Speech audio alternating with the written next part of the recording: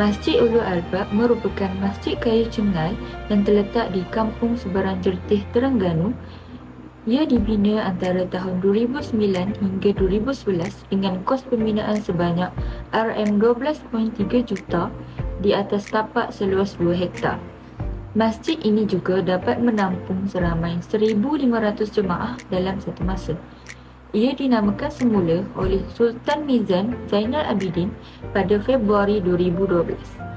Keunikan seni bina masjid ini adalah berkonsepkan warisan seni bina negeri Terengganu dan menggunakan banyak motif songket daripada negeri Terengganu. Syarikat Mira Muni Sediam Berhad telah diberi tanggungjawab untuk membangunkan masjid ini.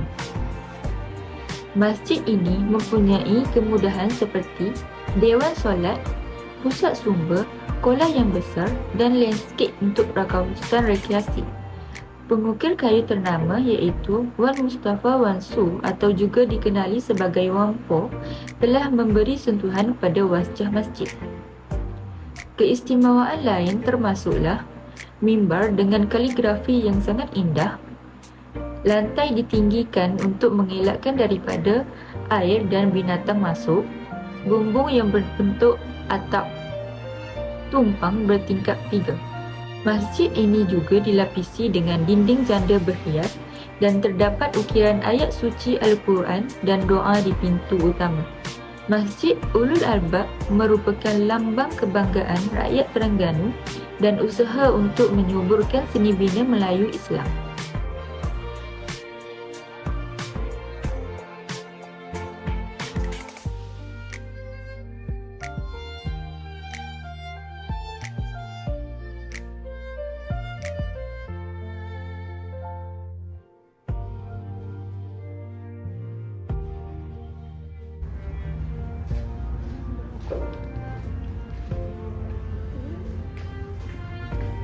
Seterusnya ialah latar belakang masjid.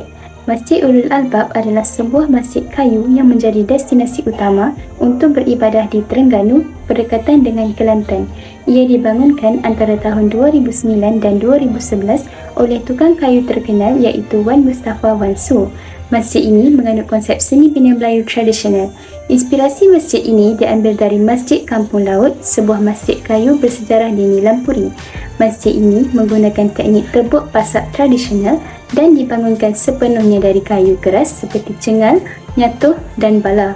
Reka bentuk bumbungnya mengikuti gaya perabung lima rumah tradisional Kelantan.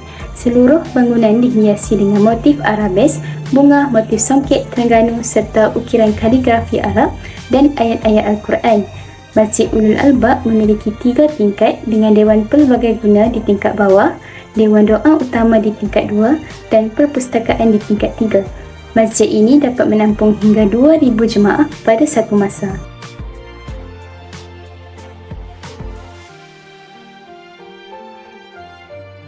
Seterusnya menjelaskan jenis reka bentuk yang menarik dan unik di Masjid Ulul Albab. Bumbung masjid ini memiliki reka bentuk adam-adam di sekeliling bumbung masjid yang mengambil gaya rumah tradisional Kelantan yang menampilkan motif bunga dan tulisan Arab. Ukiran ini memberikan kekayaan nilai-nilai Melayu dengan penggunaan motif bunga yang mewakili alam semula jadi dan ukiran kaligrafi yang menunjukkan penyebaran Islam sejak zaman dahulu. Penekanan pada motif bunga dan kaligrafi yang halus ini menjadikan ciri-ciri khas yang hanya diterapkan oleh Tuan Haji Wan Mustafa bin Wan Su atau dikenali sebagai Wan Po dan tidak digunakan oleh pengukir yang lain. Selain itu, dinding masjid ini juga dikenali sebagai dinding bercorak janda berhias dan merupakan jenis ukiran tradisional Melayu. Penggunaan dinding ini pada zaman dahulu bertujuan untuk menjimatkan kayu kempilingan.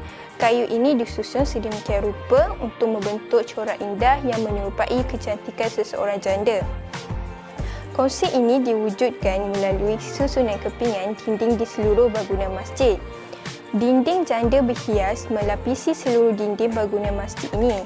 Struktur binaan masjid menunjukkan penggunaan ukiran yang menggambarkan warisan budaya Melayu.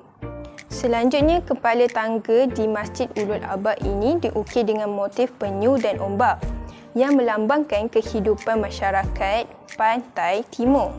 Motif penyu tidak terlalu jelas dalam bangunan masjid namun masih mewakili kehidupan masyarakat Terengganu.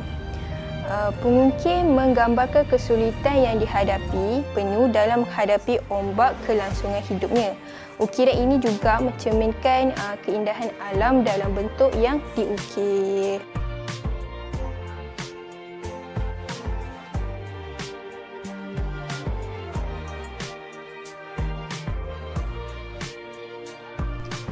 Pagar Masjid Ulul Albab menggunakan pagar musang corak tenunan songket Terengganu pada pagarannya. Ukiran Melayu yang dihasilkan oleh pengukir terlihat pada pintu masjid. Seni bina ini berfungsi sebagai bahasa dan gerakan untuk menyampaikan gagasan dan makna yang sulit diungkapkan dengan kata-kata. Seni bina Melayu menjadi alat komunikasi yang indah untuk mengungkapkan keunggulan, pandangan dan gagasan dalam bahasa seni dan gerakan Melayu.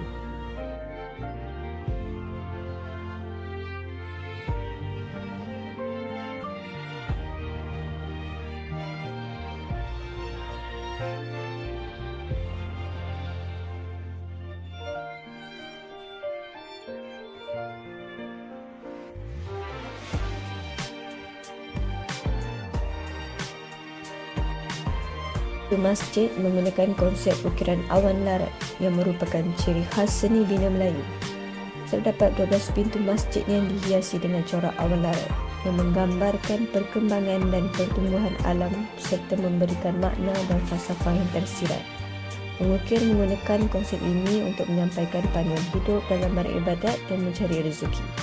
Dengan mengandalkan akal dan hati sebagai pedoman, konsep ukiran awan larat ini memperlihatkan kecerdasan minda dan keindahan seni bina Melayu tradisional.